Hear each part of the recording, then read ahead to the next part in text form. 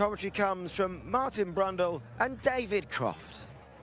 Good afternoon, everybody, and what a perfect afternoon it is here in the Principality of Monte Carlo for round 6 of the Formula 1 World Championship in 2016. This famous part of the south of France where from around the world they flock to come to see the sights, to gamble at the casino where they all think they've got a chance, and where on the streets today there are plenty who think they have a chance of pole position. Hamilton, Rosberg, Vettel, Ricciardo and Verstappen must surely all sense that it could be their pole this afternoon. It could have been Kimi Räikkönen's too, but he's had to change his gearbox. He will take a 5-place grid penalty. The best he can start today is 6th. It's a 2-mile blast around the harbour. Steep elevation changes. They make the climb up towards Casino Square and then drop down once again through the corner at Tabac and the swimming pool, where the luxury yachts are all queuing up for weeks in advance, and those that can't get a decent spot in the world's most expensive floating car park have to settle for the Mediterranean instead. It is a quite glorious setting for what, Martin Brundle, could be, and we keep our fingers crossed will be, a quite glorious qualifying to come. It's whoever doesn't make a mistake and also at the same time doesn't leave a half a tenth of a second on the table in any braking zone around this track. If you looked at the ideal times, in other words, the best sectors of Vettel, Hamilton and Ricciardo in FP3 this morning, there was 18 milliseconds between the three of them when you tally it all up. And of course it's difficult to get 3 bells, if you like, to get all of the sectors up through the traffic and without making a mistake to get that perfect lap in. That's what they've got to do in qualifying, and that's just how close it is. We don't know if it's going to be a Ferrari, a Mercedes, a Red Bull on pole position, or somebody else pulling a stellar lap out of the bag. If it is to be Red Bull, it'll be their first pole position, of course, of the new V6 hybrid era. Their last pole was Brazil in 2013. Times have certainly changed since they dominated Saturday afternoon. It's been Mercedes-Benz pretty much dominating on a Saturday, and today they go for their 12th pole position in a row. That glorious temporary structure with the logo of the Automobile Club of Monaco on the top is the new race control centre. That's changed. This man's changed as well. He is no longer a Toro Rosso driver. He's now a Red Bull driver. He's now a race winner as well. Max Verstappen, 6th in the Drivers' Championship, which is still headed up by Nico Rosberg. Kimi Räikkönen separates him from his teammate Lewis Hamilton. Daniel Ricciardo in 5th place, level on points with Sebastian Vettel, who we can see in his Ferrari at the moment. I caught up with Ricciardo last night and I said, you pumped up for this qualifying? And he said, yeah, massively pumped up, Crofty. To the extent that I'm either going to be on pole or I'm going to be 6 rows deep in the stand today. I'm going to give it everything.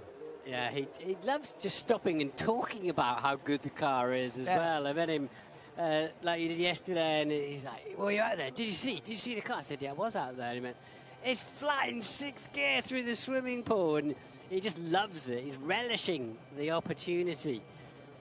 And so are Red Bull, relishing the possibility of moving ahead of Ferrari maybe this weekend. In the fight for 2nd place, Mercedes still out in front. There is Daniel Ricciardo. Time to take the earphones out and stop listening to whatever death metal track he's got on today and to focus on qualifying. And along with Romain Grosjean, the only man to out-qualify his teammate at every single race so far this season. Ricciardo and Grosjean with a 100% record against their teammate so far. Kimi Räikkönen, we mentioned again, with the gearbox change, one of 2 gearbox changes to affect Ferrari so far this season. Meanwhile, down at McLaren, they think they might be able to get into Q3 this afternoon with either Jenson Button or Fernando Alonso, but they know they've got a hard fight against the Toro Rossos and the Force Indias. Maybe not the Williams. It's not been their greatest track over recent years, and Felipe Massa hasn't qualified higher than 12th here since 2012. Valtteri Bottas hasn't qualified higher than 13th. Let's give you some qualifying pointers before the light goes green. as the Mercedes of Lewis Hamilton comes to the end of the pit lane, and Mark Hughes says that Mercedes can rely on some lap time from extra engine modes over Red Bull, but is that enough to take pole? It has been in the past, but today it might be a different story. Sergio Perez, something of a Monaco specialist, can be expected to shine in the improving Force India. Perez 7th on the grid last year, and a strong qualifying performance of Kimi Raikkonen will be timely with regard to his 27 future. He can't do anything about the penalty, but he can, of course, go and put his car as high up on the grid as he possibly can. The light has gone green now. Ted Kravitz, did you find your perfect spot at the end? I have, thank you very much, Crofty. Yeah, good spot I've got between the McLaren garage and the Sauber garage, and both Williams, both Mercedes, both Ferraris queuing up at the end, as well as a Haas and Marcus Ericsson Sauber. But it does look like Mercedes are in the game. Yes, Ricciardo is strong, and Ricciardo would have been stronger than his FP3 form suggests if he'd actually put his lap together earlier. But then Hamilton didn't complete all of his fastest sectors in one lap as well, so it is going to be very tight. Mercedes tell me they are better than Thursday. They have found some performance. It looks like it will be the second lap of 2 warm-up laps that they do their hot lap on these ultra soft tyres, Crofty. Yeah, it's an out lap, another warm-up lap, and then the hot lap. That's what I'm getting from all the teams. And a quick look at who's on their back foot and under pressure. Saubers, the 2 Haas drivers, unfortunately, and Jolie and Palmer. They've gone back to the old suspension and the new one that didn't really work for them, which they tried on Thursday, but still, Palmer under pressure going into this qualifying hour.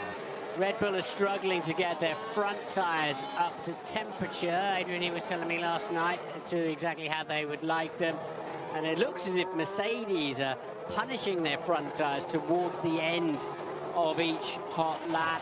Some might try and nail it straight out of the box, a hot lap. Others, as Ted suggests, will want at least one warm-up lap. And that's why we're seeing a lot of early action. 17 cars on track, 41 degrees the track temperature. Is that a blow-up or a lock-up? I think it looked like a big lock-up. It's a blow-up. It is a total blow-up for for Felipe Nasser, I should say. Oh, we haven't seen one of those like that for a while. He needs to stop it right now, otherwise he's going to start leaking oil through to back, and the swimming pool is not fair on the other drivers. It doesn't look like it's actually leaking a whole lot. First red flag of the session. We had a little guessing game. Yeah, he stopped and been told to stop. We had a little guessing game just before we came on air in the commentary box. I had 3 red flags down on mine, and we're a couple of minutes into this session, and already we've got the first. It looked like he just locked up and gone straight on at the chicane, which would have been a strange one on his outlap, but, well, that is Felipe Nasser out of qualifying. And Sauber with a wretched record, where they've only progressed from Q1 once this year, and that was both of the cars in China, massively on the back foot now.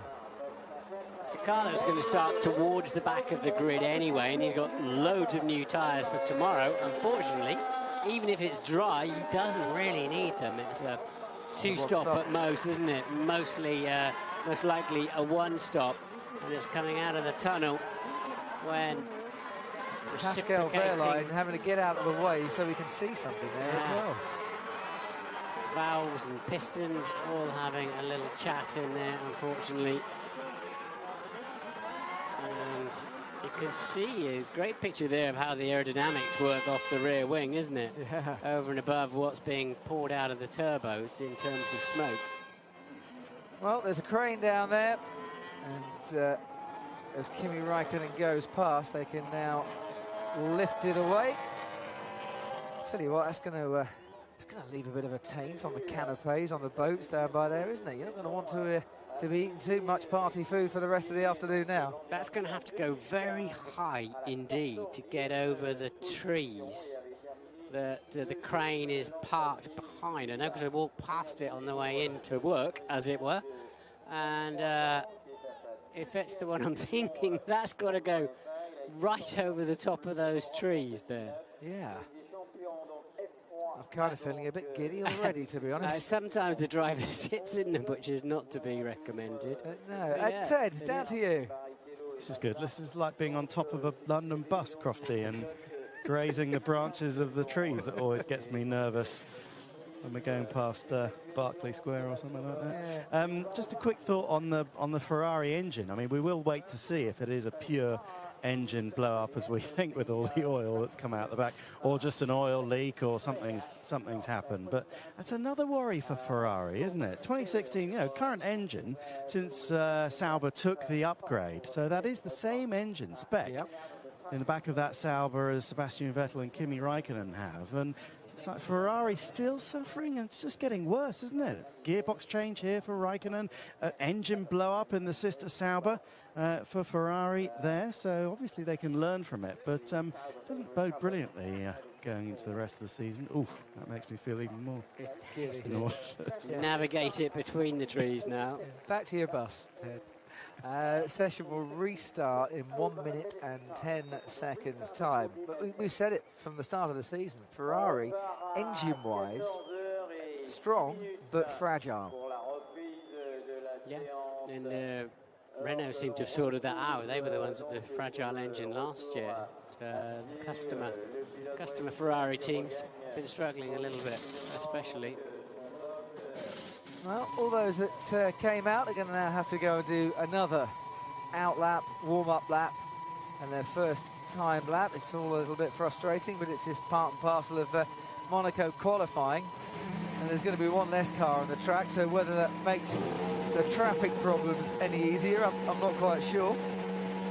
Yeah, so those 17 that went out, as you say, you definitely take the shine off a bit. What you don't want to do is a complete heat cycle where you get them right up to operating temperature and then let them cool down, because the rubber hardens. I mean, it's a living thing, the tyre. It does change its properties. It's all a bit of voodoo, really, the compounding.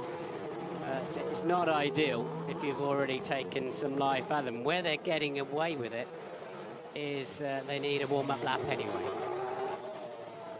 So as you can see there, ultra soft tyres, 6 new sets of ultra softs to choose from, one set of super soft and one set of softs. The super soft and the soft they have to keep as mandatory tyres for the race, and they have to use one of them at least once in it.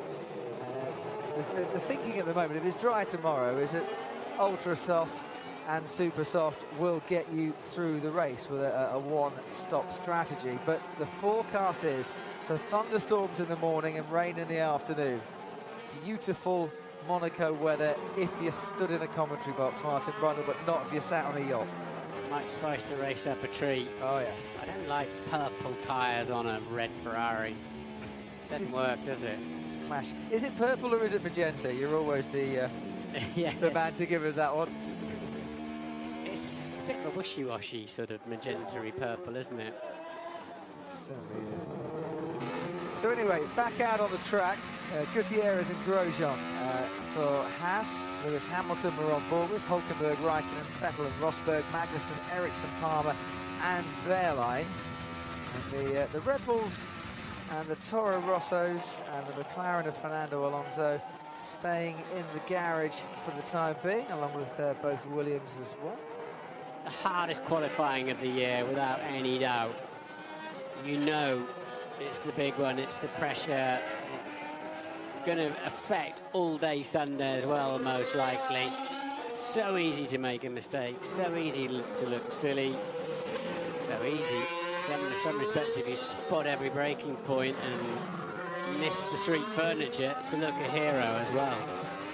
It's statistically, Spain's more important, but you're absolutely spot on. The pole sitter has won 28 times out of 62 throughout history here, but in more recent years, the pole sitter is the one that's dominated. The pole sitter's also retired 21 times from this race. But it's a badge of honour here as well, Crofty. You know that this is the track where the driver, unless it's wet, the driver can make more difference here than pretty much any other track in the world of Formula 1. Romain Grosjean just struggling a bit into Mirabeau before he made the descent down towards Portier. You turn right, you might even feel a bit of a sea breeze down there, not through the tunnel. It was nice and quiet. You'd hear the waves crashing against the rocks underneath. Past the yacht club he comes now and into the Nouvelle Chicane. Another little lock up there. Haas cured their instability problems under braking. Grosjean struggling a touch. Looked all right, but his front tyres are not fully up to operating temperature. This is a much quicker corner this year. That's partly contributing to the amazing lap times we have been seeing compared to last year. The cars have improved. We've got a 1 grade softer tyre on, and they've increased the speed through the apex of the first part of the second phase of the swimming pool. Daniel Ricciardo's FP2 time of 1:14.6 is the fastest we've had so far this weekend. A time to keep your eye on if you want to do that sort of thing is for the fastest average speed here. A 1:13.465 or lower will give you the quickest average speed lap time, and that's the one that's worth doing because they've reprofiled the track, and the fastest lap overall is Daniel Ricciardo from last year.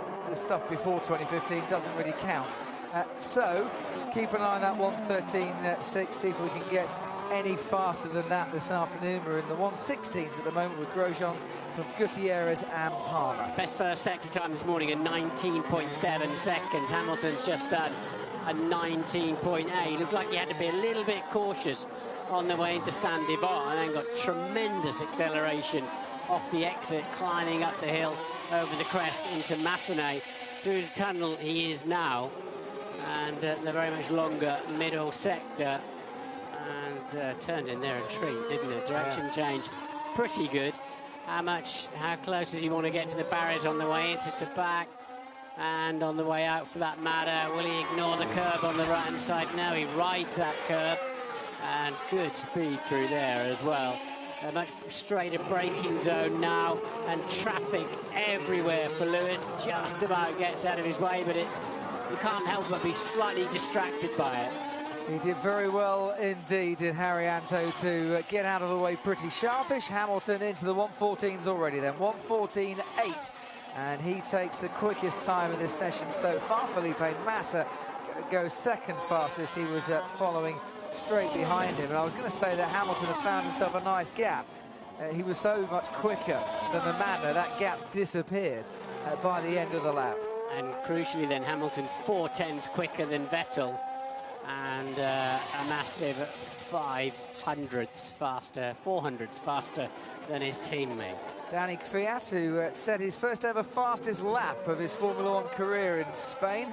The first time the Toro Rossos had a fastest lap as well. Here in qualifying, back with his old team again, a little bit wobbly through to back. And you can tell just not able to attack those curves in anywhere near the way that the Mercedes was able to handle them. You know, such is the difference between the two cars. There's nothing shabby about this Toro Rosso, make no mistake. Rides the curbs well out of Anthony Noge though, and it uses the slope to launch himself away. Goes fourth fastest at half a second down. Rosberg slips into second fastest, 400ths off his teammate as we see Verstappen coming out, and Carlos Sainz's former teammate going into 10th place. Sebastian Vettel ahead of Danny Kvyat in the top 5. Jenson Button currently 5th fastest for McLaren ahead of Sergio Perez. On board with Kimi Raikkonen, 108 races since he last took pole position. It's not going to happen today, so he'll equal Giancarlo Fisichella's record of the longest gap ever between poles, and we still wait for the next opportunity for Kimi Raikkonen to start a race at the front. It won't come today because of the gearbox change, and he's 6th fastest at the moment. I'm surprised he didn't take a shorter route to the end of the lap, but we saw him at the second part of the swimming pool having to have 2 or 3 bites at getting the nose in, getting the trust in his front tyres that he could get the car into the corner, and that's the difference we're seeing, I think, between, say, the Mercedes and the Red Bull and the Ferrari in that particular corner. Tyres warming up all the time. The track temperature currently 39 degrees. We ride on board with Jolyon Palmer. Fellow British driver Lewis Hamilton, 19.7 for the first sector He's just gone magenta with that. We climb up towards Massenet and then switch back to Hamilton, blasting his way through the tunnel and into a braking zone where you go down 5 gears from 185 miles an hour to about 60 miles an hour by the time you hit the apex of that chicane.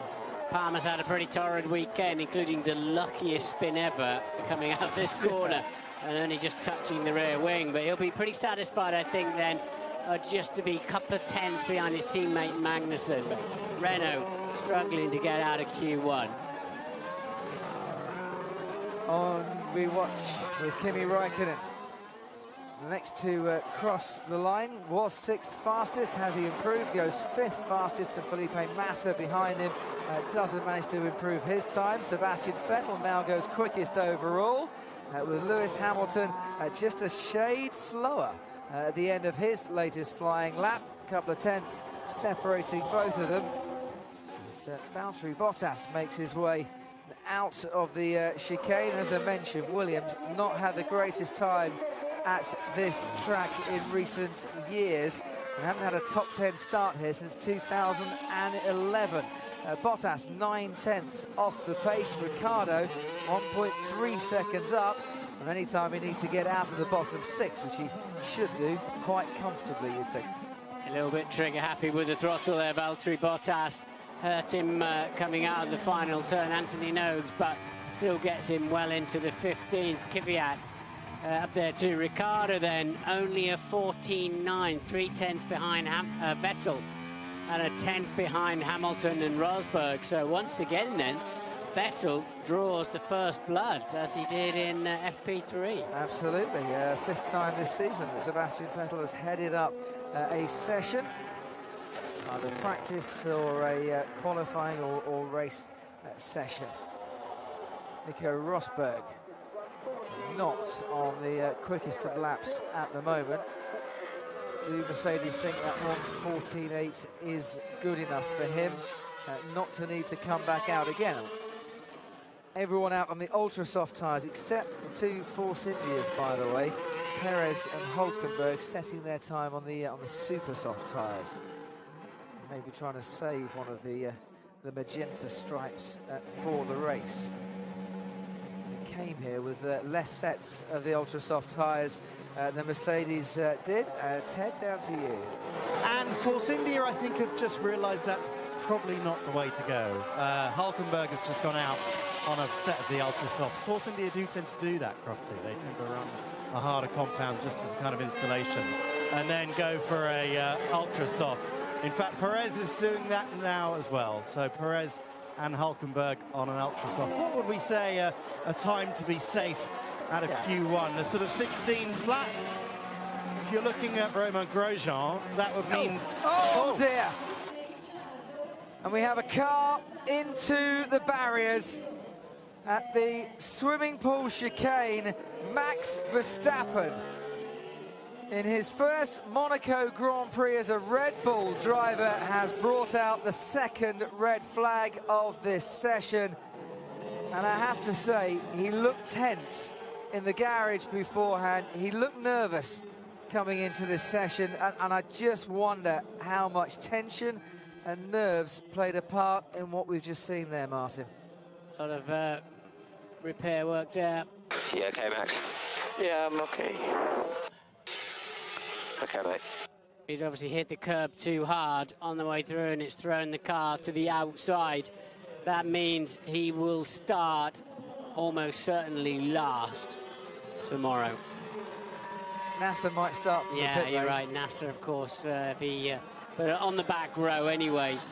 Alonso's lap has been spoiled by the red flag.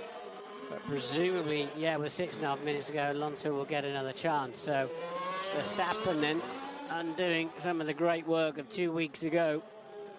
That's his 2nd contact with the barriers today. Got lucky on the first one, nowhere near as lucky on that one.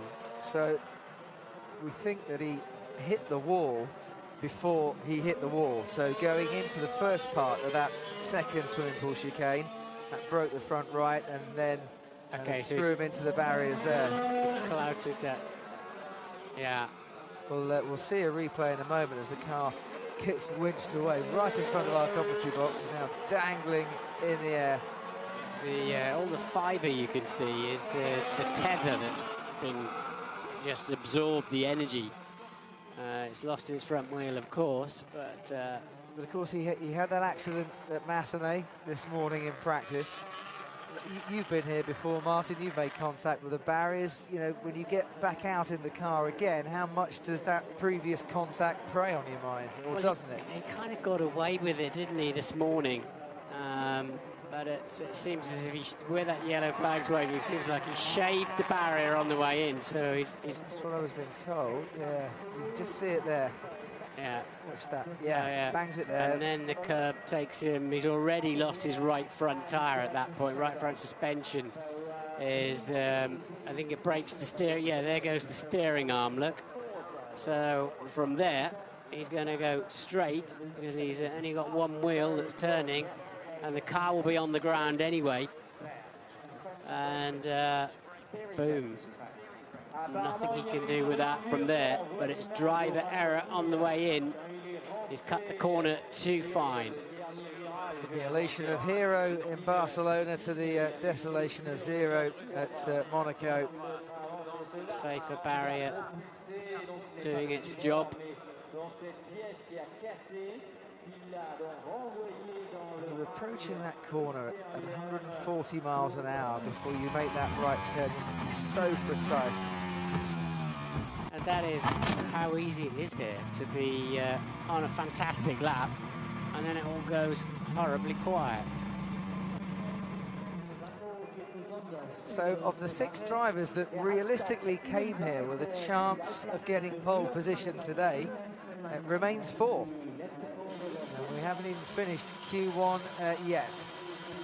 That man probably feels he has finished in Q1, and that 1:14.8 of his enough, so he doesn't need to come back out again.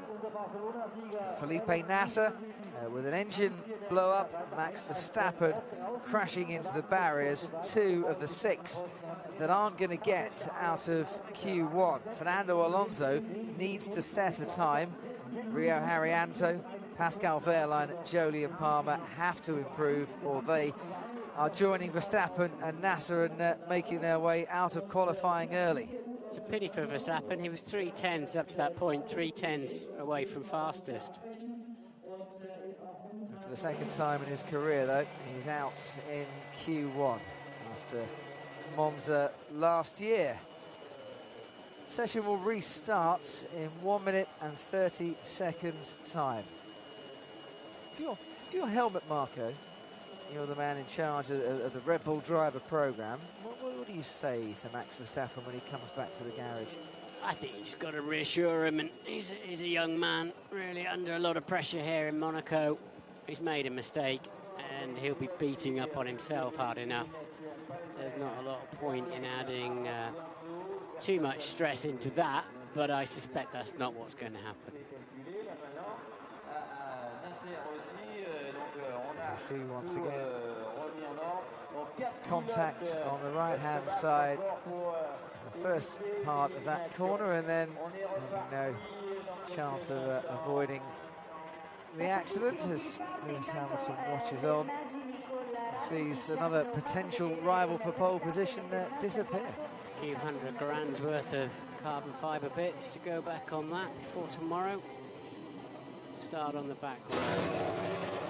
So 6 minutes and 30 seconds to go, or 6 minutes and 34 seconds to go. Unsurprisingly, Ted Kravitz, they're queuing to get out of the pit. Yeah, in the first, it's funny, Hamilton shot, was that his physio blowing air on his back? Yes. It's a nice driver, isn't it, to have someone to blow air on your back for you? Your back gets a bit sweaty in these sort of conditions, you see. Nice life these drivers have got.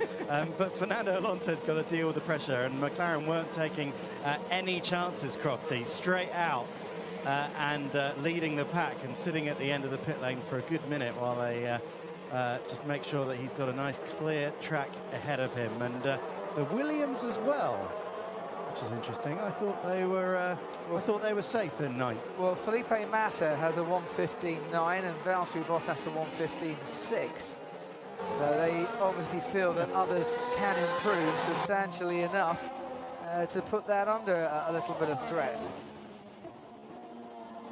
For the two Renaults, for Jolyon Palmer and for Kevin Magnussen, one's in the drop zone, one is teetering on the brink at the moment. And Kevin Magnussen is going to be investigated after this session. Pit exit light. Did he jump the pit exit? I just wondered, did he go before the green light? Or did he go when there was already a red light from Verstappen's shunt? Possibly. Maybe, from the previous sector of this Q1, shall we call it. So 2 red flags already then, Crofty. Your 3's looking pretty solid, isn't it? Your bet. It is often the way here. Drivers push and they gain confidence in the track, and they push and then they realise they've just pushed a little bit too much, and we get, you know, an engine blowout. Anything can happen on this track. That's why we love it so much. There's 12 cars out on the track now then. Not too difficult to work out which 12. Well, that'll solve any traffic problems then, or should. You shouldn't be getting hampered too badly. Even it's yellow flags, isn't it? Somebody drops it under braking down into the runoff zone of turn 1. And out come the yellow flags, and your lap's ruined before you started it. So there's Fernando Alonso. Clock ticking alongside him. A man who has tasted success, of course, here in Monte Carlo, winning from pole in 2006 and 2007. And today his hope is, can I get to Q3? Buttons then a 15.5 in the sister car. Plenty of understeer there, a lot of steering log look, and he's having to wait for the front to bite at the moment. The Tanner will be flat out. It's quite a right-hander look. It's not as easy as you think, oh yeah, the tunnel's flat, but once again then he hung on to the brake pedal a little bit there. You could just see both front tyres scrubbing across the track as he tried to get rid of the final few kilometres per hour and not taking too many liberties on that curb. So it's a banker lap, I would say, for Fernando Alonso, this one, which is in many respects what he needs. Yeah, just to get out of the bottom 6, really. It's on a par with Bottas and Massa through the first sector. Alonso goes 13th fastest with a 1:16.0, which Ted Kravitz said should be the cut-off point. So, yeah, can he go faster? Does he need to go faster? We'll see in about 4 minutes' time. Here's Felipe Massa, much more aggressive, I think, through the swimming pool section. Verstappen makes his way as Massa feeds his way past a whole gaggle of cars, and then over here. Is that just something slightly wrong with the engine? Or no, he was upset with the traffic getting in his way. Got to go again. Well, they all seem to be keeping out of the way as best they could. The trouble is there's not really anywhere to go. Yeah, you can't magic yourself and to disappear, but you do have the team on the radio letting you know they have got driver tracker, and you do have a couple of mirrors. Marcus Ericsson, only by 1/10 of a second, is improving enough to get out of the bottom 6. Or the trouble is here, though, Crofty, you can, people can come and mug you through the swimming pool, yeah, or through Rascas and just turn up in your mirrors in a heartbeat. Only 16th fastest then for Marcus Ericsson, pushes Kevin Magnussen down into the bottom 6. Magnussen being investigated after the session for an incident at the end of the pit exit. And if he has jumped a red light, that's going to cost him dearly. That sounds like some dodgy two-strokes I used to sell when it's off throttle back in my younger days. Grosjean goes 11th fastest. Magnussen now only 16th fastest. Pushes Ericsson back into the bottom 6 once again. Wehrlein and Haryanto and Palmer are down in that bottom 6. Palmer crosses the line. He's only 18th fastest, is Jolyon Palmer. Yeah, he had 2 personal bests, Joe, but then the final sector wasn't good. Whether he got traffic, we don't know. But Magnussen then just squeezing in at the moment. Jolyon Palmer, former winner, of course, twice, I think, here in GP2, but finding the Formula 1 car a different beast to drive and not having the greatest of weekends, it has to be said. When you stick your thumbnail into those ultra softs, you know, that highly technical test that we have, they don't feel that soft, actually, which is probably why they're needing a couple of laps to really get them in the window.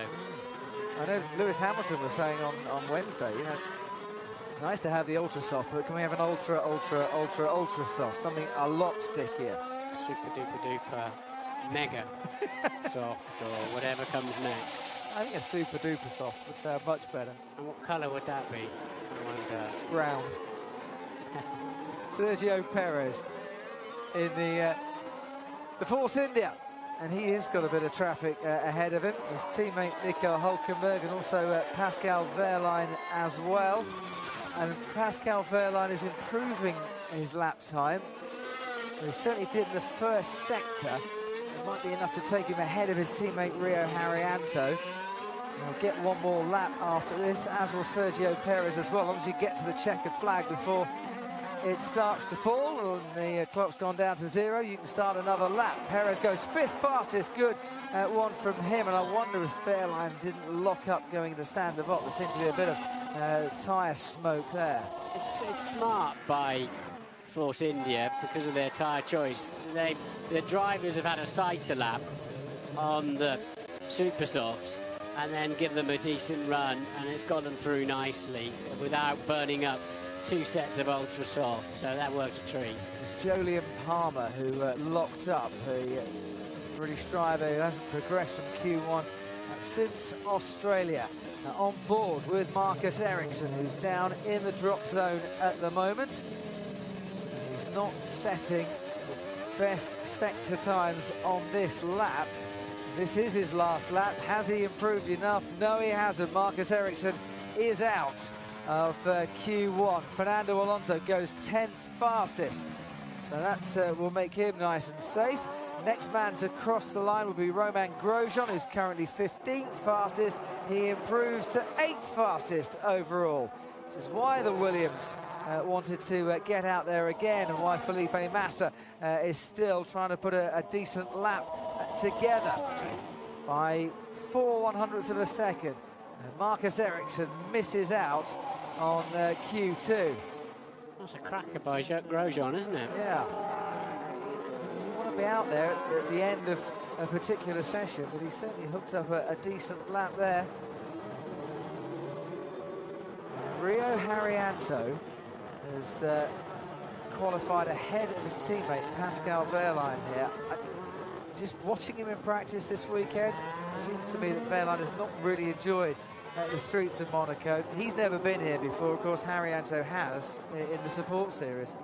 A lot of people think that that's a nasty flat spot there on the right front for Jolyon Palmer.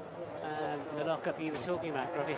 A lot of people think that, you know, if Rosberg moved on or whatever, or one of the Mercedes drivers, Wehrlein would slot straight in that, and he seems handy, but he hasn't put Haryanto away by any stretch of the imagination, has he? Once or twice in races he's had a reasonable edge on him, but in qualifying, absolutely not. And they're tied at 3 apiece in the quali head-to-head as teammates, Haryanto and Wehrlein, who tested for Mercedes last week in Barcelona, replaced Esteban Ocon, and Ocon will be in the Mercedes car for the 2 days of the Silverstone test. That's the payoff there. Miss Barcelona, we'll have Wehrlein in, but you get 2 days at Silverstone. So Haryanto starts ahead of Wehrlein, starts ahead of Verstappen after his crash. He starts ahead of Felipe Nasser after his engine blow-up. Jolyon Palmer and Marcus Ericsson, one from more from Sauber and one from Renault, are also out. Daniel Ricciardo, 4th fastest. His former teammate Sebastian Vettel was the quickest. Lots of talking for Max Verstappen to do. He's out in Q1.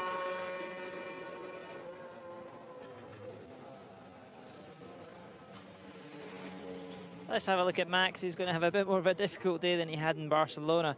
He's had a few touches with the wall. This one obviously in qualifying, which we just saw, just taking you on board into the swimming pool. He's pushing. Ricciardo's been quick here all weekend. You can just see, just going to catch the inside wall. Nothing he can do. When we go out from the frame, we're just going to see exactly what happened. So as he comes in, at this point here, I'm going to pause it and just show you what he's broke on the front end. Look down at this part here as the screen goes on, because you're just going to see the toe link breaks, the other wheel going the opposite way from the other one. That energy, quite low, but at this point, Max is obviously fully committed, thinking it's all together, and quite a hard impact. That's obviously going to dent his confidence. In FP3, he had this little incident up at Masseny, so he was going into qualifying having hit the wall. But I think, you know, this could have been the key. This could have been what broke the wishbone before, and they've not really spotted it. But ultimately, just locked an inside wheel. Managed to get the angle very well to bounce around the barriers. Quite a lucky escape. But I think this is the interesting one. You're half an inch here, centimetres, millimetres away from hitting the barriers at Monaco. That's the difference between having confidence. Just watch Max at the same corner this morning. As he enters in here, you're just going to see a little puff on the inside, and really just show him what he can do. He's a guy that's going to be on a challenge. Saw some overtaking last year. We saw he also had an incident trying to overtake, but I think in a great car we're going to see somebody coming through from the back of the grid, and hopefully he'll shine like he did in Barcelona. Back to Toro Rosso then, Damon. It changes pretty quickly, doesn't it? I mean, you know, 0 to 0. It's going to be a big crestfallen, isn't he, Max? You know, he's going to have to deal with that, because he did actually make a mistake. It started this morning. Maybe that kind of knocked him back, and was feeling the pressure a little bit from Daniel Ricciardo as well, who's been quick. And Johnny, you always talk about this. You talk about that section in particular where you are that close that occasionally you get a little kiss off the barrier, but you just saw it there, millimetres, really. Yeah, but you've got to commit, and that's the biggest thing. And I think, you know, the incident, Paul probably is very right. The incident we had at Masseny earlier on probably did make it weak, because as it happened, I said to Damon, actually, it didn't seem to be as big a bang as I would have expected. But it was hard enough, of course, but maybe the damage you did before just weakened it that little bit more. No, I honestly, Johnny, he hit that. He took too much off. Oh, he did, yeah, for sure. Just having a look at that. That's Magnussen, who will be. That's gone to the stewards just for. Well, it's pretty blatant from what I can see there. Isn't it? I know what he's looking at. I don't know. I don't know how he left. Yeah. Okay. Well, another Ferrari engine goes kaput in the form of the Sauber of Felipe Nasser. Let's hear what he had to say about that. Felipe, so disappointing. Just tell us what happened. Well, I don't think there's much to say. I left the pit lane, felt a bit of this vibration from the engine happening already, and when I entered the tunnel, going full power, I felt even more, and that was the engine gone. So it's a shame. I had a good feeling going into qualifying. I felt we made the right adjustments in the car from Thursday to today. And you're just waiting to do that perfect lap, you know, and I won't do it today. But you could do it tomorrow. We've got some rain forecast. That could mix things up a little bit. Is that your best hope, really, for the race tomorrow? Well, for sure. I got to remain positive, and there's so many varieties that can play into tomorrow's race. Safety car, weather, you know, drivers taking risks. Or it can go the other way as well, if it's the normal boring race that everyone is following each other, but let's keep it positive. Do you think you'll choose to start from the pit lane, or can you change the bit that needs to be changed and start from the back of the grid, do you think? Or which would you prefer? I don't think that matters much that now, you know, depends how much they have to do on the car, what actually they have to find all the issues, and well, let's see. I think it's too early to say yet. So. Okay. On the wider subject of Sauber, Manisha, we haven't seen her at too many races this year. She's been off chasing sponsors. They believe that they've got something in the pipeline, or so she seems to be saying. It's just been the most frustrating season since we've been involved for Sauber. Yeah, pretty much so. I saw Bert Zender the sort of sporting manager, and he was sort of saying they had a deal at the beginning of the year, signed, stamped, and they were sent through all the numbers. Yeah, it's on its way, and it never ever turned up. And it's not the first time that's happened, but it's difficult for them because it's something they need to deal with. Manisha seems to be positive. There is something going on. This goes back a little bit to the Guido van der Garde experience as well, doesn't it? They've had quite a few problems with getting drivers signed up and sponsorship coming through. Difficult for them. Okay, yeah, difficult race for him. Difficult race, of course, for Max Verstappen. Eventful Q1, what will happen in Q2? Let's head back upstairs to Martin and to David.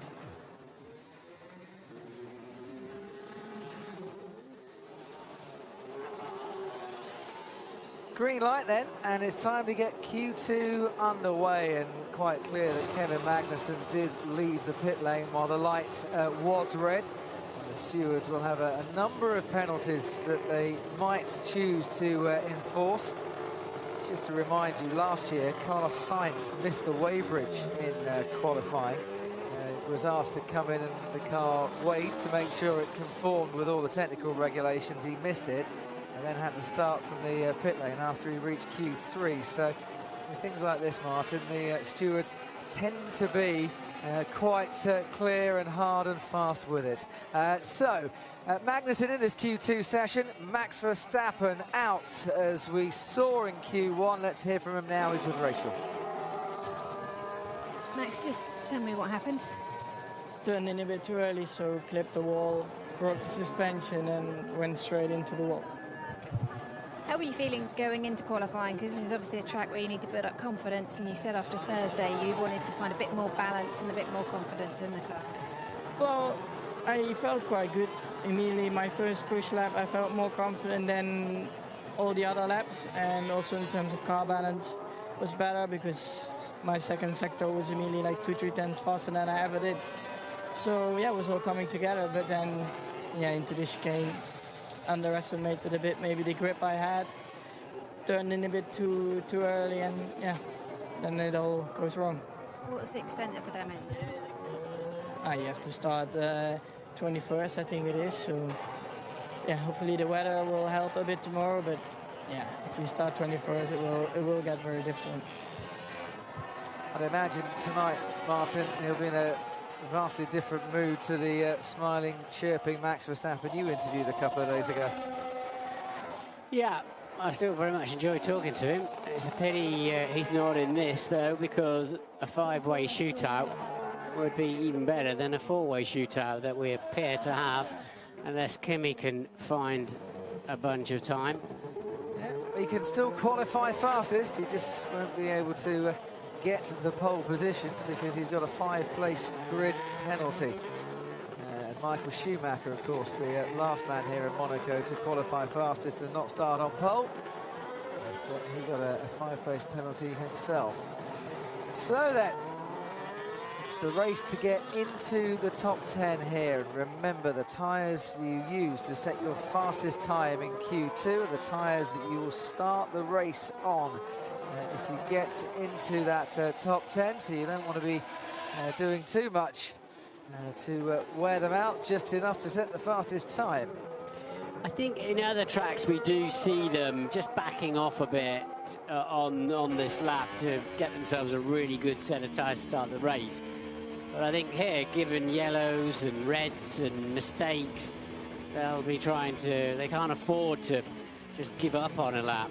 And it's not like the tyres are that stressed out for the Grand Prix either, is it?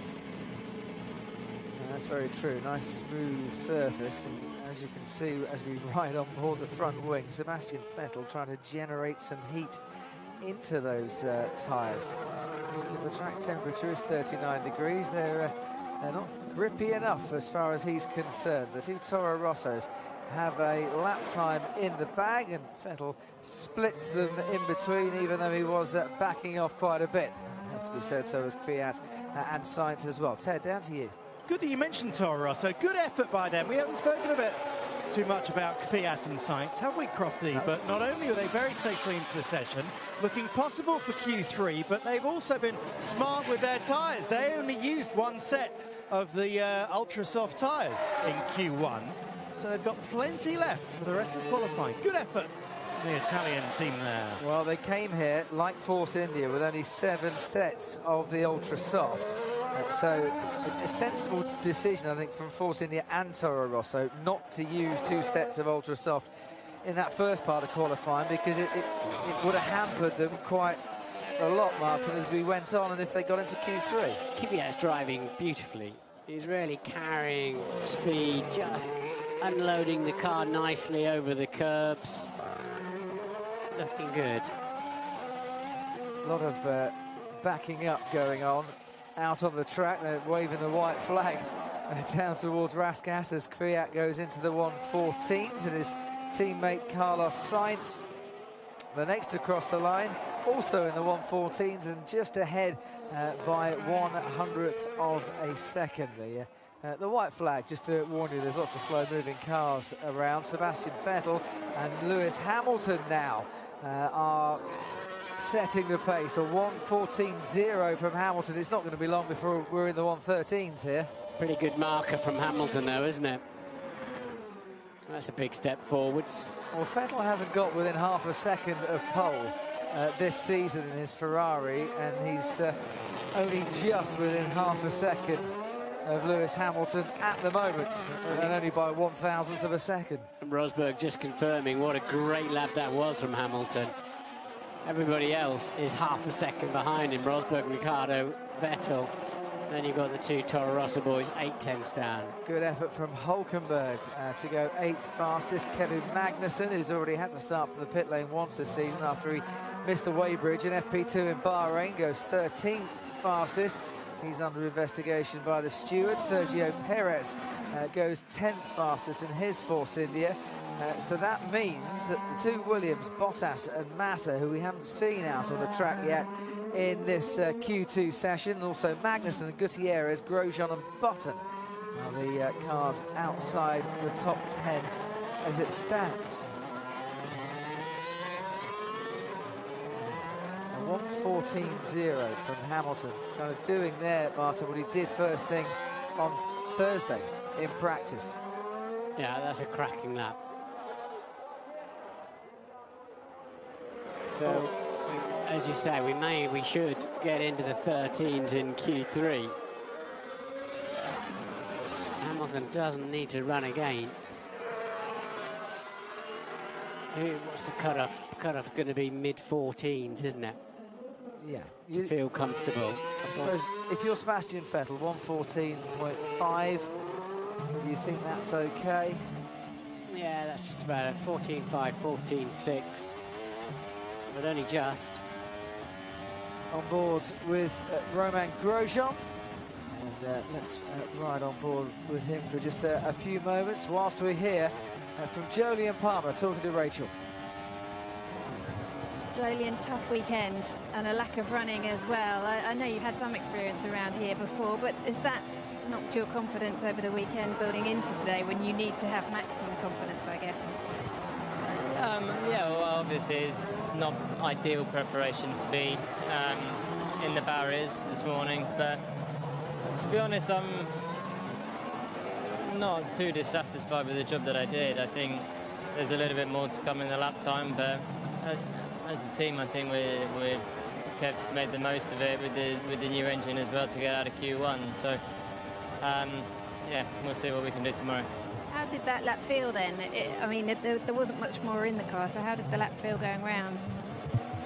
Well, there's a driver and you're quite close to getting out of Q1, you always can find a little bit and think that you can improve. So I'm sure I can improve, but unfortunately I lucked up on the last lap, so I didn't get the chance. But yeah, that's how it goes. I mean, I'm a little bit short of mileage because of the incidents, but it's my fault anyway. So we'll see. Hopefully we'll do better tomorrow. Yeah, older engine for Jolyon Palmer. He'll get the new one come Canada. Romain Grosjean does not improve to go into the top 10. Fernando Alonso, who's already in the top 10, didn't improve either. Jenson Button stays out of the top 10, and the track temperatures changed by 1 degree. So whether that makes any difference or not, I don't know. These tyres are sensitive, but not normally that sensitive. Grosjean didn't have a front end the whole lap. The car would not turn. There's a better lap in there for the Haas team. We do now see the Williams out on track, heading towards Saint-Devote. Felipe Massa, as he continues the climb now up Beau Rivage towards Massenet. Ted, down to you. Daniel Ricciardo is going for another run. Currently third. It's interesting, isn't it? He's a 14.5 as well. I think he's new super softs, our information. So I don't think he's in trouble. I just think he wants to get a better feeling. We've seen this, haven't we, Martin? Wise people who prepare for Q3 with another bit of practice in Q2. Maybe it's that. Do you think he suspects he might be able to do better than a 14.5 on super softs and have a better race tyre? Sorry, he's on ultra soft. He's on super softs, isn't he? According to the computer, sure. Okay. According to the info we got up in the combox, he's on new super soft, which is what you said initially. Sorry, yes, he was. So if he could beat a 14.5, give him a cracking... it would, wouldn't it? Bottas had a little adventure on the outside of Raskas, but that would give him an interesting race strategy. Certainly Bounce through Bottas, but big lock-up, Ted. Sorry, I'm just interrupting there because he's gone 12 fastest only on his first run. Has Bottas with a massive lock-up going into Raskas. And Bottas here never started higher than 13th. Felipe Massa only 16th, confirming that Williams really struggling once again here in Monaco. It is not their favourite track in terms of recent history. Sebastian Vettel's also come out, just to let you know, and he's on the ultra soft tyre according to our data. Yeah, I think all of those in the mid-14s feel under pressure. Rosberg, though, is only just a fraction ahead of them and clearly doesn't. So Mercedes both in the pits at the moment, although there's 4 3/4 minutes to go. It's a short lap, of course. That's unusual to see a lock-up into Portier. Very unusual. Portier, the right-hander, as they head towards the sea. You're right there, Martin. Felipe Massa, former pole sitter here in Monaco, but he didn't win from pole that year in 2008.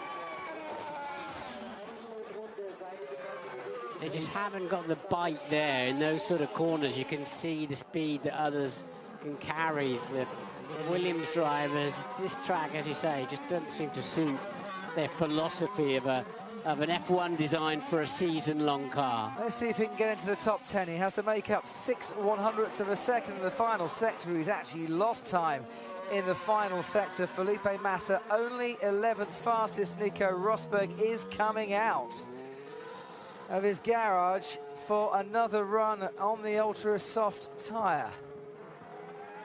They've got plenty of them, haven't they?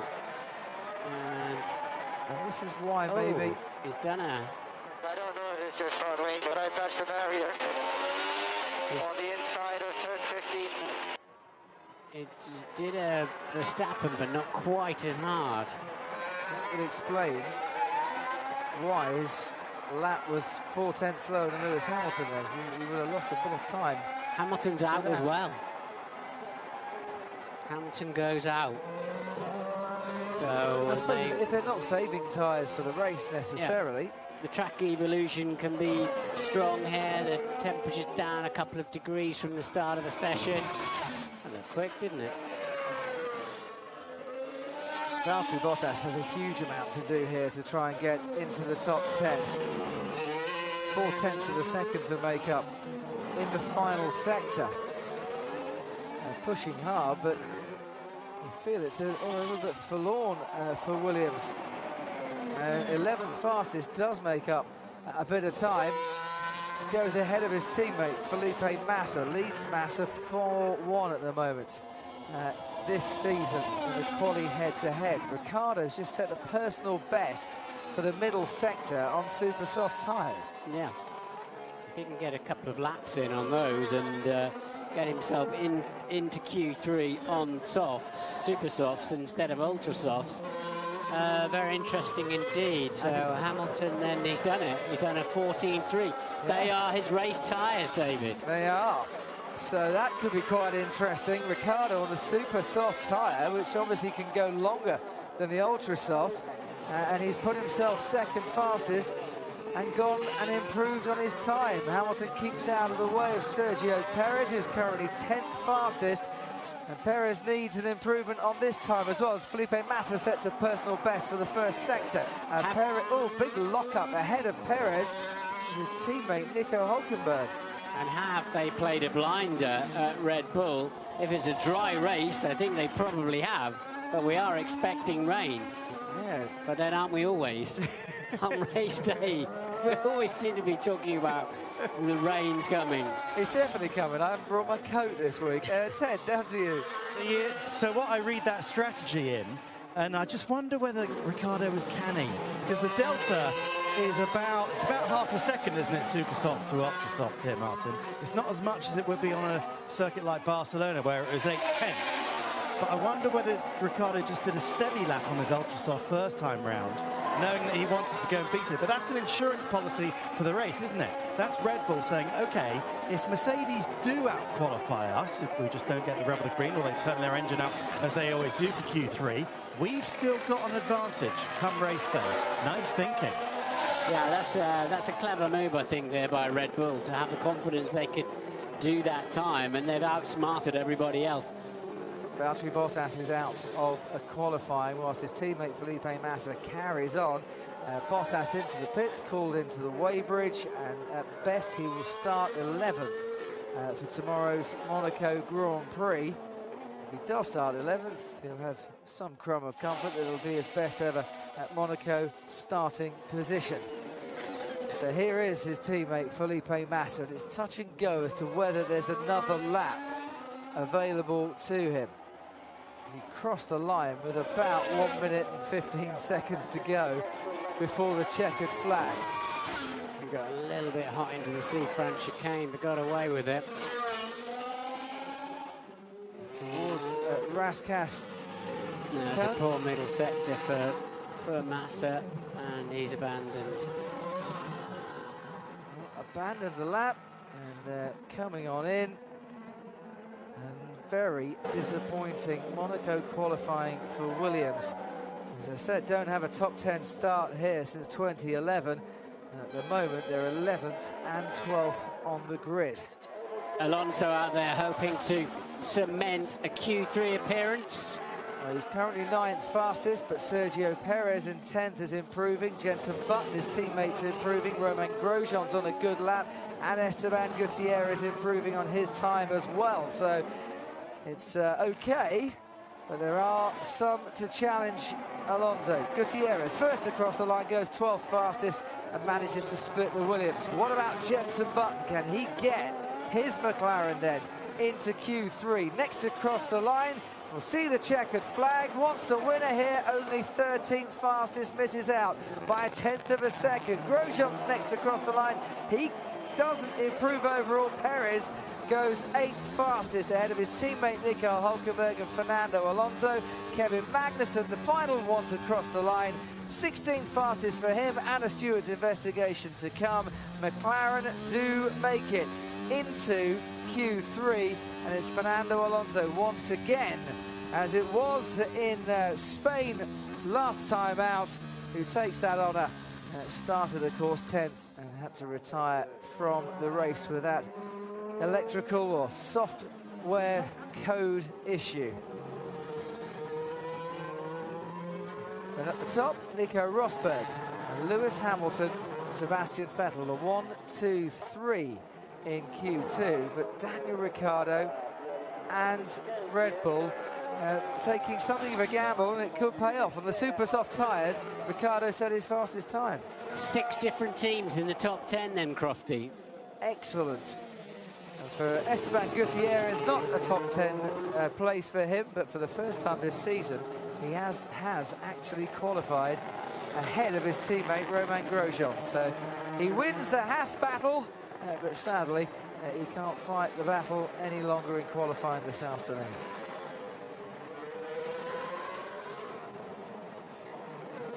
Let's have a look. We had a sneaky little look at Lewis's first timed lap and his best time lap in Q2. Just want to show you how much Lewis is working in this Mercedes car. Down into the lowest hairpin, gets the front end nicely, he arrives at the right hander. Just watch how much the car oversteers. So the rear of the car is dancing about, gets the front end in 48, nice and hard on the power. Now he's into the tunnel, makes a few switch changes, down into the tricky braking, down into the chicane, it's downhill, car's smashing the ground, everything okay, but the car's alive, it's dancing around. It's exactly what Lewis wants. He likes a good front end, we've seen this before.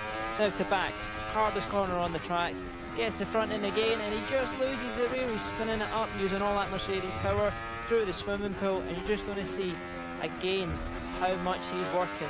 Look at the car, the rear of it's moving around. He's really having to push on. Into Q3, he's going to need a bit of confidence to get on top of Rosberg, but equally Danny Rick's around, and yeah, we're going to see a bit more of this action, I think, coming to Q3. Yeah, this is thrilling stuff. It really is lining up nicely for the battle for pole. Have Red Bull pulled off a masterstroke here, Johnny? I think they have. Again, imagine if he gets that pole in this shootout now. That would be absolutely one of the smartest things I think I've ever seen. And that's a typical Red Bull situation we used to see in the past as well. So very brave, but the driver has to feel very confident to do it as well. Just to explain for those at home, once again, that the drivers start with a set of tyres on that they set their quickest lap in Q2, and that was the super softs. They've been able to switch those on all weekend. Yeah, I think it's a sign that car's got good balance. It's got good slow speed downforce as well, and they basically have full laterally and set themselves up beautifully for both options, because of course the weather, they say, might be wet tomorrow, but if it is dry they can go longer, and if they get on the front row, as Johnny said, or get pole position, everyone else will be coming in 3 or 4 laps, 5 laps earlier than they will. So it's bound to be almost likely, guaranteed to be a one-stop race, I think. So that's a tactical stroke of genius there. Yeah, if it is a dry race, that is what is expected. It is a one-stopper, but traditionally, Johnny, and as we saw it ruin Lewis Hamilton's race last year, you do get a number of safety cars. Yeah, you do, but they're not guaranteed. No. But this track is something that we've seen people get caught out already. But at the end of the day, you can only do the strategy you think is going to work for you without those safety cars in there. But of course, strategy, they do put those in as well. Sort of shot of Danny Kvyat. Martin Brundle was being very complimentary in his commentary, saying that he was very light on it and he was getting the car very well balanced in nice positions going around the track. It's good to see. I mean, we need to, for his sake. Absolutely. A tough couple of weeks. And most pertinently, of course, we saw a shot of him earlier this morning getting very, very close to the barrier with absolutely like a cigarette paper's width from the same barrier that his rival Max Verstappen clouted later on in the qualifying session. So I think Daniel is fighting for his life. He's putting down the marker and saying, listen, I'm still here, I'm still alive, and you know, I might be back. Yeah, I think so. I think what's really interesting as well is actually he's normally quite relaxed, very easy to actually talk to when he's walking down to the paddock. Very different this time around. Had his music on when he left here at the Red Bull station as he went down to the track. So his concentration has slightly switched as well, because he knows how important this time is for him and his career. I've got a theory, Johnny, is that a lot of drivers actually there's a turning point where if they lose their opportunity, they suddenly wake up and they go, well, I'm not letting that happen again. Yeah. And they come back stronger. It's a wonderful contrast at Toro Rosso, not so wonderful for Danny Kvyat, but the contrast with Carlos Sainz, who knows that there was absolutely nothing between himself and Max Verstappen. When you analyse the difference between them in qualifying and race, that there really wasn't. So he's got to think that he's got to grasp his opportunity, whereas Kvyat seems to be moving in the other direction, or has been, obviously. Yeah, and I think it's just a typical situation in Formula 1, and these young boys who are going head to head. generally they've always been in different teams, but the way that Helmut Marko and Red Bull have been able to bring these young guys together, they're racing together, and that makes it a very different story. Because these two guys, the Force India boys, were the hot shoes, weren't they, not so long ago? I think Sergio Perez is driving fantastically, and Nico's keeping him honest. Well, they've done a great job, it looks like, in this qualifying here in Monaco. Have another look at this. Max Verstappen again. They're arguing the case. K-Mag. Running the red light. He's arguing that he had a couple of car lengths, and it was impossible for him to stop. Anyway, that's what we're hearing. They're trying to explain to the stewards. But for you, did it look clear cut? Yeah, it looked fairly clear-cut from that. It'd be nice to see it from the other angle, the driver's perspective. But this is where you've got to be very, very sharp. It's exactly the same as we've seen before when they come in for the weighing scale. If you're not doing that, and he's missed that once before this season as well. Pretty glum-looking Helmut Marko there. Obviously, his boys rather blotted his copybook, so I'm not sure. I wonder what the chat's going to be. Yeah. They look like, well, Hamilton and Rosberg and Mercedes look like they have turned the engine up to 11. Yes, but it's a lot closer than it ever has been, and I think we've still got a chance that even Danny Rick and that Red Bull can still take it to them. And we still got to say Vettel. Vettel, I don't think, has shown his full potential thus far. No, we've got a fantastic qualifying coming up. It's going to be an absolutely gripping battle there for pole position at the Monaco Grand Prix. All out into the pit lane. No one wants traffic. Who will take pole? This looks like being tighter than we've seen all season, but you just never know with Mercedes and what they've got under the bonnet. Let's get back upstairs. Martin, David, talk us through it.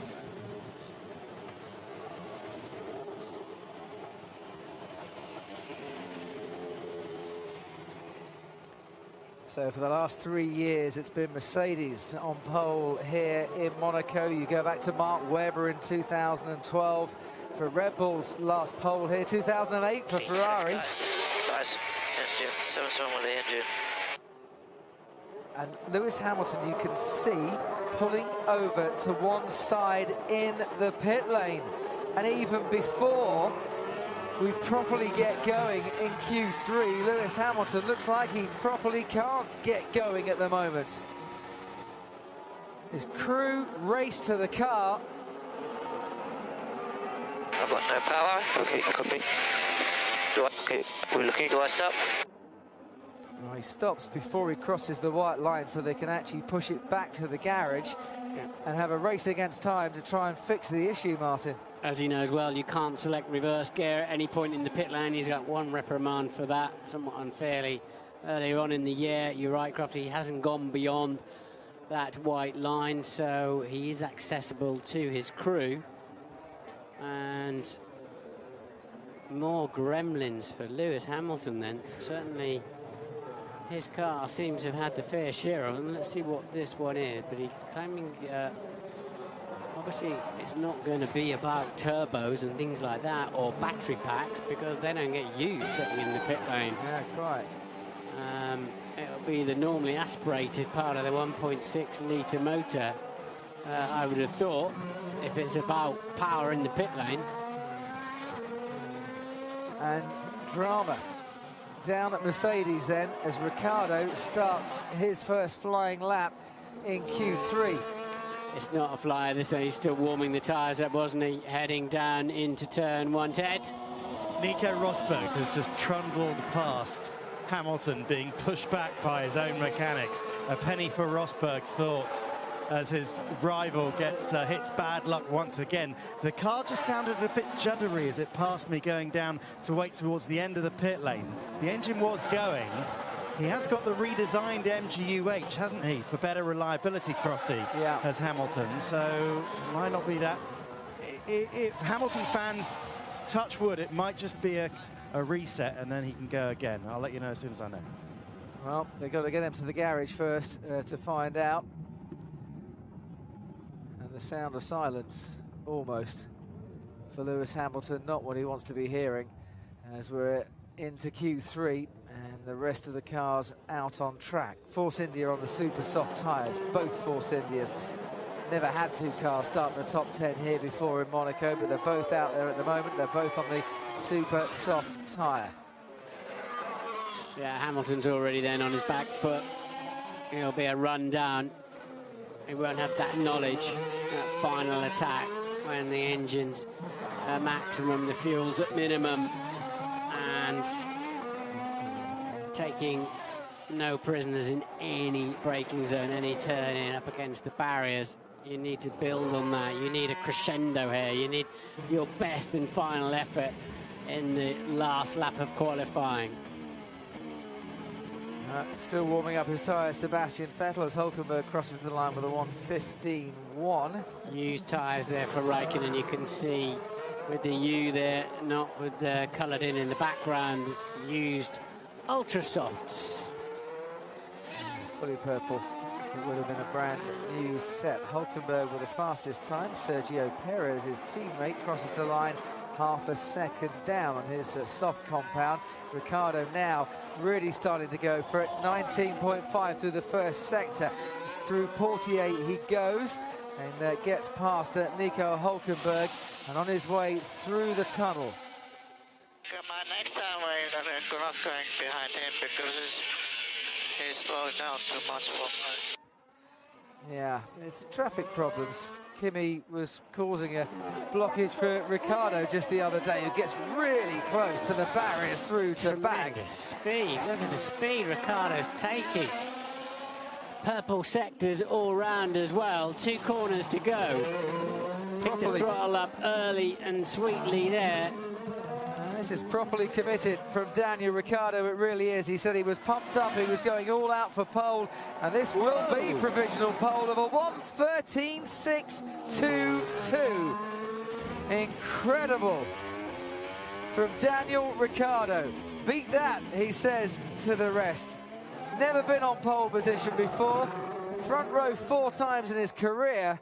And at the moment, he's heading the pack. Can Sebastian Vettel beat that, though? His former teammate? No, he can't. He goes second fastest, and almost a second difference between Ricciardo and Vettel as Kimi Raikkonen slots into third. Raikkonen on the used tyres, just to remind you, Vettel was on new ones there, so it wasn't a great lap from him. But what a stonking lap. Unbelievable. What an incredible lap from Daniel Ricciardo. Nico Rosberg, though, finding extra pace ahead of Ricciardo through the first sector. But it's through sectors 2 and 3 that the driver can really start to make a difference. That line Ricciardo took through to back, Martin, was sensational. Yeah, so a 34.693 was the middle sector time of Ricciardo. That's, we won't get Rosberg's for a while yet. But he's down the short straight down to back, right up against the barrier on turn in, right up, leaving nothing there. And Hamilton then is joining the track. What I want to see is the middle, and it's slightly slower than Ricciardo's time, slightly slower for Rosberg. So kind of one apiece in the sectors here between Ricciardo and Rosberg. Ricciardo's on provisional pole at the moment. Rosberg, who's going for 4 wins in a row this weekend here in Monaco, crosses the line now and goes second fastest by nearly 0.3 of a second.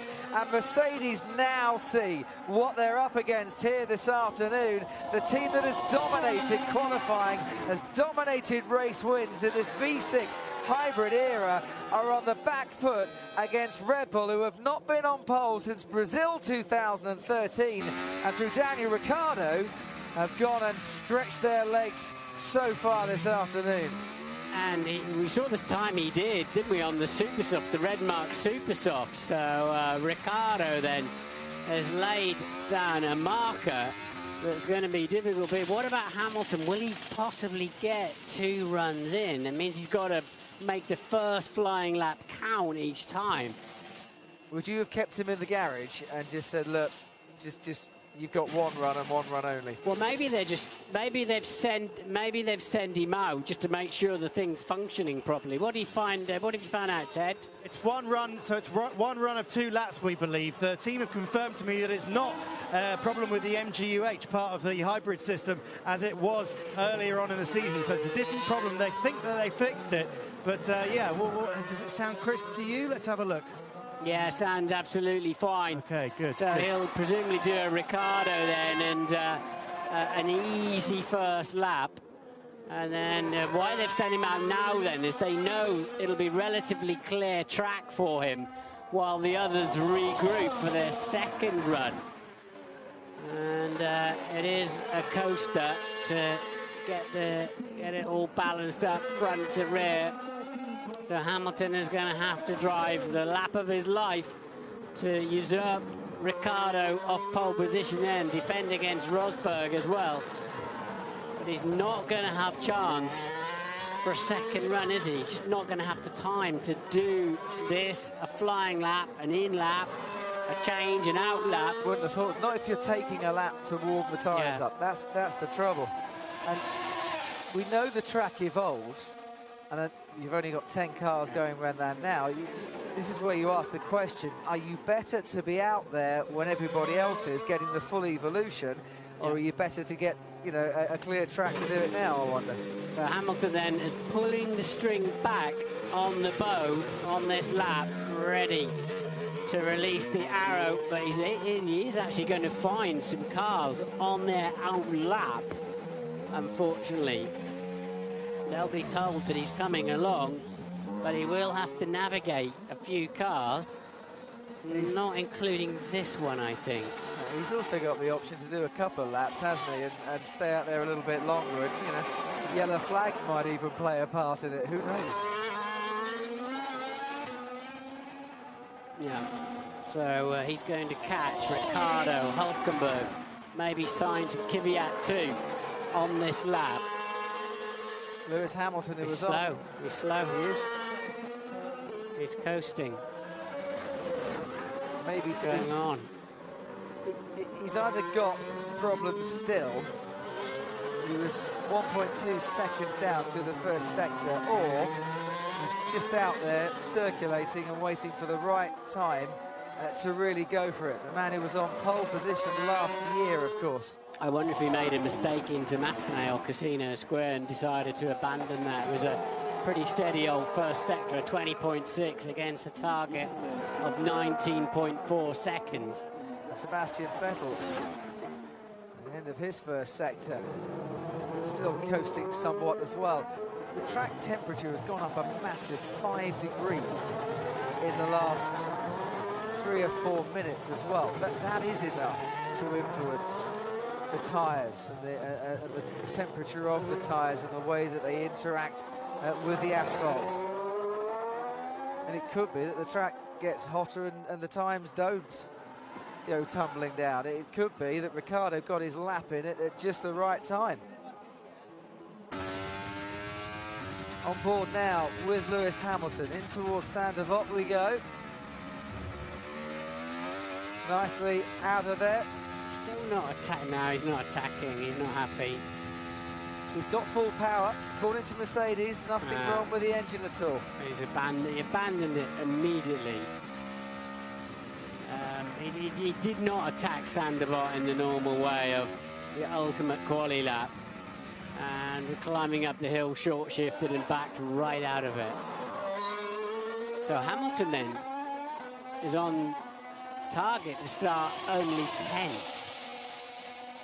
And that's the key here. If he can't get pole, he has got to get as high up that field as he possibly can.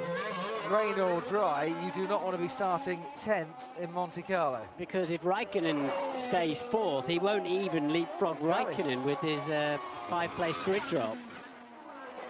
So far, a time of 1:20.9 is the best for Lewis Hamilton. He needs a 1:13.6 to get anywhere near pole position. Hülkenberg, though, on a flying lap on the ultra-soft tyre now after Force India went out on the super softs before. He crosses the line. Can he improve? He does. He goes 4th fastest, Nico Hülkenberg. Good effort from him ahead of Kimi Räikkönen, just behind Sebastian Vettel, and we're on board with Räikkönen now. Takes the 5-place grid penalty because of that gearbox change. Slight lockup going into the chicane. Just misses the barriers by a matter of a couple of inches as he makes his way out of that chicane. Hamilton has stayed out to try another lap. Räikkönen's well off the pace, he's backed off. Yeah, he didn't take it flat through there, anywhere near flat out. So Räikkönen then regrouping, presumably, for another go. And Hamilton is now starting to attack, Martin. This is the lap that you wanted him to see. He's basically stayed out there right until the last minute. Has he ever, yeah. And he is really going for it. 19.3 for the first sector. He's a 1/10 of a second up on Daniel Ricciardo's sector time. He's got clear track ahead of him as well. As through Portier he goes. We watch Danny Kvyat now to cross the line. Kvyat 7th fastest, ahead of Alonso, Perez and Lewis Hamilton, who's on his way down towards the chicane, and we can pick him up now for you. Just misses the barrier on entry there. That was so tight. Extraordinary first sector he's done. So he was obviously just sort of lining himself up here and there. And he is 9/100ths of a second up through the middle sector. This is where the Red Bull has been really strong. So fast there on the second apex. Hamilton on pole last year suffered a loss of power at the start of Q3. It seemed that his qualifying woes had come back to haunt him. Can he put his Mercedes on provisional pole once again? Crosses the line. No. Lost time through the final sector. Hamilton only 3rd. Nico Rosberg now, winner of the last 3 Monaco Grand Prix. Can he go faster than Daniel Ricciardo? No, he can't. Only 2nd for Rosberg. He keeps up his run of front row appearances, but it seems that Daniel Ricciardo is going to claim his maiden pole position here on the streets of Monte Carlo. And at Red Bull, they celebrate. And he joins the likes of Fangio in 1950, of Jim Clark in 62, Jackie Stewart in 69, Michael Schumacher in 94 to claim a maiden pole position in Monaco. He said last night, he told me, I'm either in the stands or I'm on pole. I'm that committed. Guys, it just got worse. One by one, they tried to challenge him. Sebastian Vettel knew it was a forlorn hope. Lewis Hamilton and Nico Rosberg came close, but not close enough. And he gets a pole position for the first time ever in Formula 1.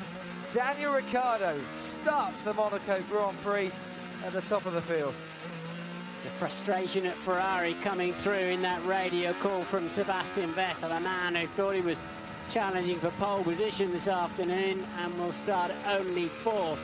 So Hamilton was, I said he was pulling the string back on the bow, but he kept pulling it back in for about 3 laps and then finally unleashed something that at least brought him into play. But don't forget Ricciardo as well with the super softs to start the race on for good measure. Tyres that will probably go best part of twice as far as the ultra softs in the race. So Red Bull have played a blinder.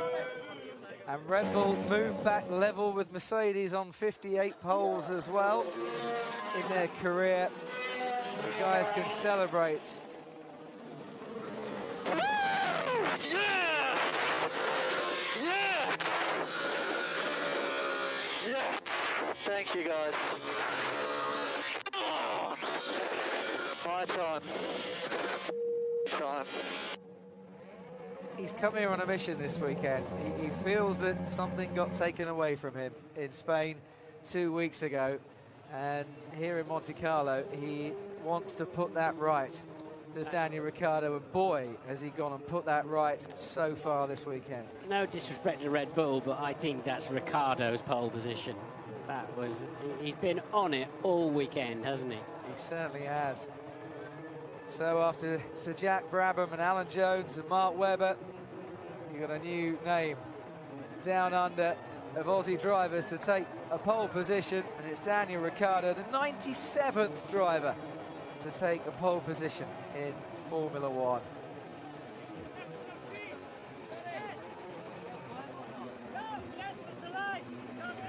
And whilst his teammate Max Verstappen, who we saw crash in Q1, looked to me a bag of nerves going into this qualifying session, I've never seen him, Daniel Ricciardo, look more relaxed and calm and confident going in to a session. And it's a session he headed up by a 1/10 of a second from Rosberg and from Hamilton. Mercedes' run of 11 pole position ends here today. Sebastian Vettel ahead of Nico Hülkenberg. That's his best qualifying here ever. Kimi Raikkonen will move back, so Carlos Sainz and Sergio Perez and Danny Kvyat and Fernando Alonso will move up. More wretched qualifying in Monaco for Williams. Valtteri Bottas 11th. His teammate Felipe Massa ended up behind Esteban Gutierrez and Jenson Button. Kevin Magnussen's under investigation for jumping the red light at the end of the pit lane. Felipe Nasser's engine blew, and Max Verstappen, well, with his teammate on pole, did he blow his chance of joining him on the front row. What a qualifying session that was. Quite incredible effort by Daniel Ricciardo. 10-1 he was prior to the weekend. He came into 13-2, and from pole position, his first ever, he'll be even shorter odds than that. He's looked, I mean, properly at the top of his game, not just today, but all season. Forget what happened in Barcelona, which I know he was livid about. He's come back exactly how you'd expect him to come back. Well, like a top Formula 1 racing driver should do. I think that just shows his strength, and I think that's a great thing for us as race fans, knowing that when everything comes right for him, like it did today, he was ready to take it, and he's done exactly that. Very, very well done there, Ricciardo. You tipped him as well, didn't you, Johnny? I did, yes, which was very, very good for me. But again, that's tomorrow. Tomorrow's another story. Yeah, I think the signs were there that the car was good in Barcelona, and he's come here, and Thursday he basically pulled the flag up, didn't he? And he's kept it going right the way through the end, to the end. And Martin said it, you know, Red Bull is a good car, but Daniel is right on top of it. Did a fantastic job. He did it. He was asked before whether it was how much was the car and how much was the engine, how much himself, and he said 99.9% me. And I think and that's part of his charm as well. He's a lovely guy to see doing his stuff out there, and fantastic qualifying. Well done to him. Ahead of the two Mercedes drivers. What will tomorrow bring? We've got all this to look forward to.